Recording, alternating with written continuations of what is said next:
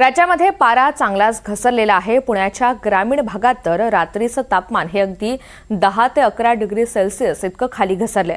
त्यामुळे ठिकठिकाणी नागरिक हे सायंकाळ होताच शेकोटीचा आधार घेऊ लागलेत। रस्त्याच्या कडेला अशा शेकोट्या दिसू लागल्यात। याचा थोडक्यात आढावा घेतलेला आहे आमचे प्रतिनिधी अविनाश पवार यांनी। आपण पाहतो की राज्यभरात थंडीचा जो कडाका आहे तो गेल्या काही दिवसांपासून वाढलेला आहे। पुणे जिल्ह्याच्या ग्रामीण भागात देखील हे चित्र आपल्याला पाहायला मिळतं आणि जर माझ्या पाठीमागे जर पाहिलं तर हे सगळे युवक जे आहेत, नारायणगावमधला हा शेटेमळ्याचा परिसर आहे आणि याच्यामध्ये जर आपण पाहिलं तर रात्रीच्या वेळी म्हणजे फार नाही वेळ झाला, अगदी 9-10ची वेळ आहे आणि ही शेकोटी पेटून हे सगळे युवक जे आहेत ना ते इथे अशा पद्धतीने ऊब घेताना दिसत आहेत।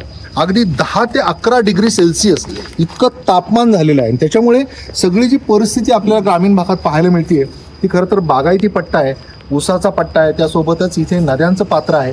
त्याच्यामुळे जे थंडीचं जे प्रमाण आहे ते अत्यंत वाढलेलं आहे आणि पुढच्या 2 ते 3 दिवसात हवामान खात्याने देखील अंदाज व्यक्त केलेला आहे की इथे बर्फ पडण्यासारखी परिस्थिती निर्माण होऊ शकते। त्याच्यामुळे आपण पाहू शकतो की इथे काय परिस्थिती आहे। काय दादा, काय थंडीची परिस्थिती आहे, काय कशी थंडी आहे सध्या? काय झालंय, ह्या वर्षी उन्हाळ्यात ऊन कडक होतं, त्याच्या दुप्पट थंडीचं प्रमाण जास्त आहे। यावेळेस थंडी लवकरच चालू झाली आणि थंडी हळूहळू वाढत नाही चालली, डायरेक्ट अचानक वाढलेली। गेल्या 2 ते 3 दिवसात जास्त प्रमाणात थंडी वाढली गेली आहे। त्याच्यामुळं नागरिकांना आजार पण आले आणि थंडीमुळं बरेच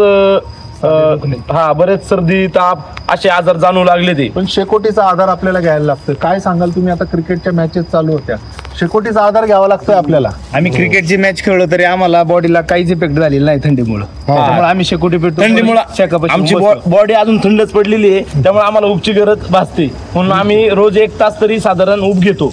तर अशा प्रकारे आपण पाहतोय की अशा पद्धतीने ग्रामीण भागामध्ये शेकोट्या ह्या वाढू लागलेल्या आहेत। राज्यामध्ये थंडीचं प्रमाण हे वाढलेलं आहे आणि एकूणच जर आपण पाहिलं तर या थंडीमुळे नागरिकांचं आरोग्य देखील धोक्यात आलेलं आहे। त्याच्यामुळे हवामान खात्याने जो अंदाज दिलेला आहे त्या पद्धतीने नागरिकांनी स्वतःच्या आरोग्याची काळजी देखील घेणं गरजेचं आहे आणि पुण्याच्या ग्रामीण भागातलं जे चित्र आहे त्याच पद्धतीने संपूर्ण राज्यामध्ये हीच परिस्थिती आपल्याला पाहायला मिळते। अविनाश पवार, NDTV मराठी, पुणे।